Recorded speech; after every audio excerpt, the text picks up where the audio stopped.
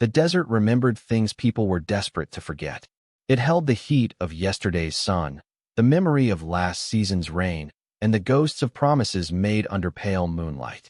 Alara Vance felt none of that history. She felt only the grit of sand in her worn-out sneakers and the weight of the certified letter in her hand. For her, the past was a luxury she could not afford. The present was a stack of unpaid bills on her small apartment's kitchen table and the gnawing anxiety of a single mother trying to build a future on a foundation of crumbling finances. A former archivist, laid off in a wave of municipal budget cuts, she now edited freelance medical papers, a job that paid just enough to make her feel the full, agonizing extent of what she lacked. Her son, Leo, sat in the passenger seat of their groaning 15-year-old sedan. At 14, he was caught in the frustrating space between childhood wonder and teenage cynicism. So, a great-great-uncle I've never heard of left you a building I've never heard of in a town I've never heard of, he summarized, staring out at the rust-colored mesas baking under the Arizona sun. And this is a good thing. It's an asset, Leo, Alara said, the word tasting like ash in her mouth. The letter had been from a lawyer in Redemption, a pinprick of a town in the state's desolate heart. It informed her that Silas Vance, a man she knew only as a name on a forgotten branch of the family tree, had died and left her his sole property, the old, decommissioned post office. To a woman whose only asset was a car that shuddered with every gear shift, a building sounded like a life raft. The reality, as they drove into Redemption's single dusty street, felt more like an anchor. The post office was a squat, sun-bleached brick building slumped between a boarded-up general store and a patch of stubborn creosote bushes. The paint on the sign had been scoured away by decades of wind and sun, leaving only the faint ghost of its former purpose. Disappointment, sharp and cold, settled in Alara's stomach. This was not a solution. It was another problem, another property tax bill she could not pay. An old man with a ramrod-straight back and kind eyes emerged from the coffee shop across the street, wiping his hands on a clean apron. "You must be the Vance kin," he said, his voice a gentle rumble. "I'm Sergeant Miller. Folks just call me Sarge. I knew Silas. He was a good man. Quiet. Kept to himself. But he kept this town's history." He nodded toward the sad-looking building. "Said that place was more than just a place. Said it was a promise." Alara offered a weak smile, too tired to process the cryptic sentiment. Behind Sarge, through the window of the diner, she saw two other older men watching them, their faces impassive but their attention absolute. They were a silent council of observers, guardians of a story she did not yet know she was a part of. The air inside the old post office was thick with the scent of dry paper, dust, and time itself. Sunlight streamed through grimy windows, illuminating dancing motes of dust in long, cathedral-like shafts. It was a tomb of forgotten correspondence, with old sorting tables and empty mail slots lining the walls like a wooden honeycomb. Alara felt a familiar pang of professional melancholy, the archivist in her mourning the decay of organized information. To her, it was just a derelict building. But to Leo, whose passion for history was a constant, gentle rebellion against their precarious present, it was a time capsule. While Alara ran her fingers over a faded postal rate chart, calculating the cost of demolition in her head, Leo was on his hands and knees, tapping the worn floorboards. "Mom, listen," he said, his voice hushed with excitement. "This one's different." He knocked again. A hollow echo answered, a sound distinct from the solid thuds around it. Alara's skepticism warred with a flicker of curiosity. Together, they pried at the edges of the board with a tire iron from the car. The wood groaned and then gave way, revealing not dirt, but a dark, square opening and a set of stone steps leading down into blackness. A hidden cellar. Alara's heart hammered against her ribs. She thought of mold, of snakes, of collapsed foundations. Leo thought of treasure. He scrambled down before she could stop him, the beam of his phone cutting a wobbly path through the subterranean dark. The cellar was small, its stone walls cool and dry. It was not empty. In the center of the room, resting on a simple wooden pedestal, was a small, dark gray box. It was made of lead, heavy and severe, and affixed to its lid was a tarnished but unmistakable bronze casting of the presidential seal. Etched beneath it were words that made the air freeze in Alara's lungs. For the eyes of the president only. From SV, 1947-inch. Holding the box felt like holding a lightning strike. It was cold, dense, and humming with the energy of a secret kept for over 70 years. Silas Vance, her forgotten great-great-uncle, had not been a simple small-town postmaster. He had been a custodian. Alara found a small, sealed envelope tucked beneath the pedestal, her name written on the front in a precise, spidery hand. Her hands trembled as she opened it. The letter was brief. Alara, if you are reading this, then the duty falls to you. The world was not ready for what is in this box. I pray it is now. Do not trust easy money. The land remembers what people forget. Your integrity is the only key that matters. Silas. The world intruded 2 days later. A sleek black car, so out of place it looked like a spaceship, whispered to a stop in front of the post office. A man in a suit too expensive for the desert climate stepped out, his smile polished and unnatural. He introduced himself as a legal representative for Finch Industries. He explained that his company was planning a heritage tourism route, and that her charming, rustic property was the last piece of the puzzle. He made an offer. The number he quoted was obscene. It was enough to buy a new house, a new car, to fund Leo's college education and secure their lives for a decade. It was a miracle, and Alara knew, with the chilling certainty of Silas's warning echoing in her mind, that it was a lie. Why so much? She asked, her voice steadier than she felt. For a condemned building in the middle of nowhere. The lawyer's smile didn't falter. Sentimental value, he said smoothly. Our CEO has a deep appreciation for Americana. The lie was so bald it was insulting. Alara looked at the box, now hidden in the trunk of her car. She thought of Silas's warning. Do not trust easy money. I'm not interested in selling, she said, the words tasting of defiance and terror. The lawyer's politeness evaporated, replaced by a thin, cold veneer. That would be a mistake, Mistress Vance.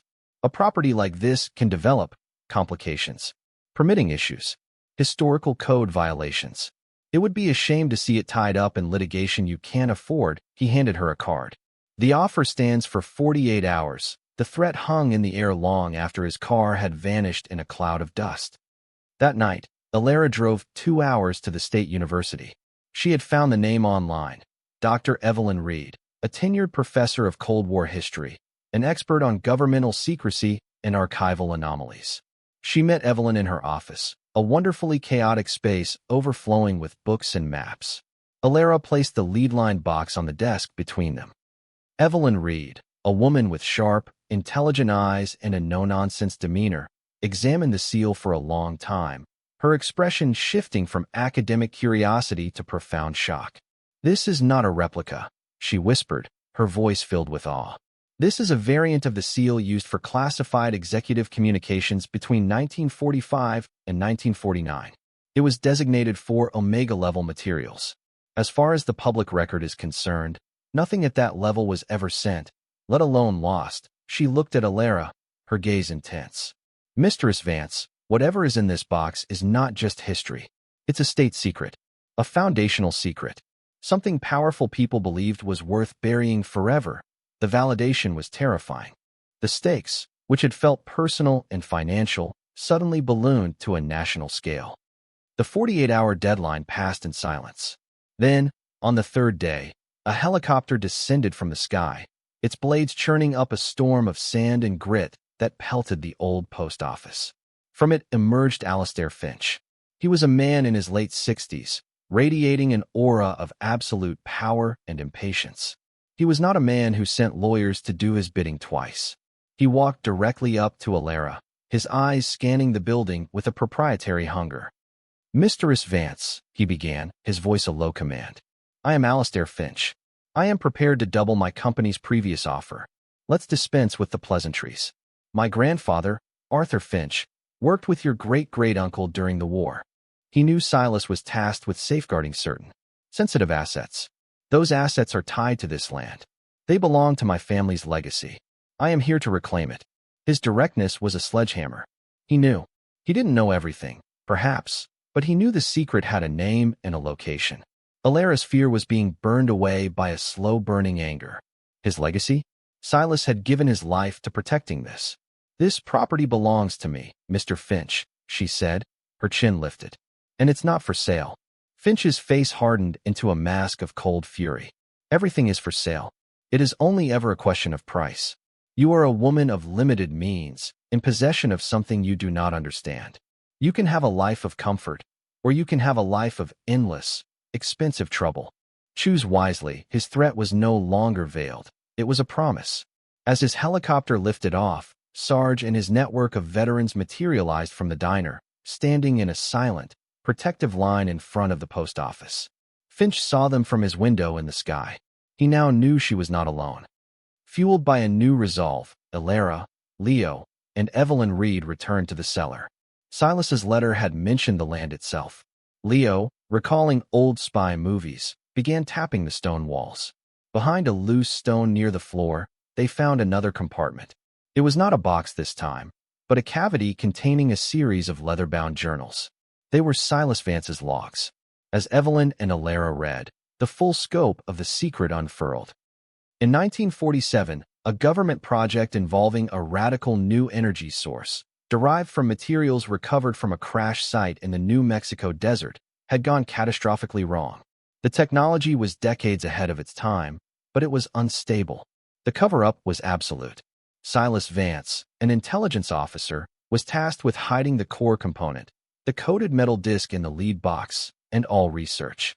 The man who orchestrated the cover-up, who profited by seizing the patents of the disgraced lead scientist, was Arthur Finch, Alastair's grandfather.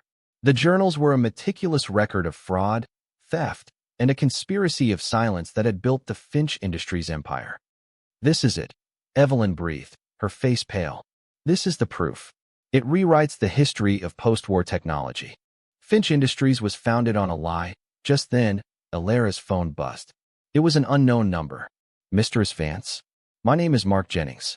I'm with the State Attorney General's office." His voice was calm and professional. "We've been investigating Finch Industries for antitrust violations for over a year. An anonymous source on our tip line suggested we might want to talk to you about a piece of property in Redemption. It seems we may have a common interest." An hour later, another call. This time, the voice was trembling, old, and female. "I work in the deep archives at Finch Industries," she whispered. "My name is Clara. I shouldn't be doing this. But what Mr. Finch is trying to do, it's wrong. I knew his father. I knew his grandfather. This obsession with your family's land, it's not just business. It's personal. He's been searching for something his whole life.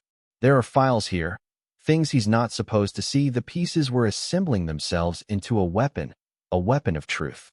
Elara now had the story, the expert validation, and the arm of the law on her side. The escalation came without warning. A week later, Elara was awakened in the middle of the night by a frantic call from Sarge. "Get down here now," he barked. "There's a fire." When she and Leo arrived, the old, boarded-up general store next to the post office was engulfed in flames, the fire greedily licking at the wall it shared with her building. Firefighters were battling the blaze, but the message was unmistakable. It was arson, a warning shot. This wasn't about a legal fight anymore. Finch was willing to burn down history to keep it buried. Watching the flames, Leo's face was grim. He's not going to stop, is he? The fear in her son's eyes ignited a fierce, protective rage in Elara's heart. This was no longer about a legacy or a windfall. It was about her child's safety. Any thought of compromise, of finding a quiet way out, was reduced to ash along with the neighboring building. This was the point of no return. The fire galvanized their hidden allies. Clara, the archivist at Finch Industries, was horrified. She contacted Elara again, her voice shaking with righteous fury. "He did this," she said, without needing to elaborate. "I have to show you something. It's not a corporate file. It's from Arthur Finch's personal safe. A file he kept hidden even from his own son." She arranged to leave a package for Elara at a secure drop-off. Inside the package was not a document of corporate malfeasance, but something far more explosive, a small, faded leather journal filled with a woman's elegant script. It was the private diary of Alastair Finch's grandmother, Eleanor Finch. Elara and Evelyn read it together in the quiet of the university office, the words on the page rewriting not just American history, but family history. Eleanor's diary spoke of a secret love affair, a passionate, forbidden romance in the tense years after the war with a man she described as quiet, honorable, and burdened by a terrible secret. A man named Silas Vance. The diary chronicled their clandestine meetings, her husband Arthur's cold ambition, and her growing fear of him. And then, the final, shattering entry. She had given birth to a son her husband Arthur believed was his heir. But the child, she wrote, was not a Finch. He was the son of the only man she had ever loved. He was the son of Silas Vance. Alara stared at the page, her mind reeling. Alastair Finch's father was Silas Vance's son. That made Alastair Finch her great-great-uncle's grandson, her distant cousin. The entire conflict, the corporate threats, the arson, the lifelong obsession, it was all a twisted, unconscious search for a stolen birthright. Alastair Finch had spent his life trying to violently reclaim a legacy that was already his by blood, a legacy of integrity he had unknowingly betrayed at every turn. Armed with this devastating truth, Alara knew what she had to do. The final piece of proof came from the cellar of the post office itself. Tucked into the binding of Silas's last journal was a folded, official document. It was a copy of a birth certificate for one Robert Vance, later amended to Robert Finch, and a sealed letter. A letter from Silas to his son, Robert, to be opened only if the truth ever came to light. It spoke not of technology or conspiracies, but of love, regret, and the hope that his son would grow up to be a man of honor.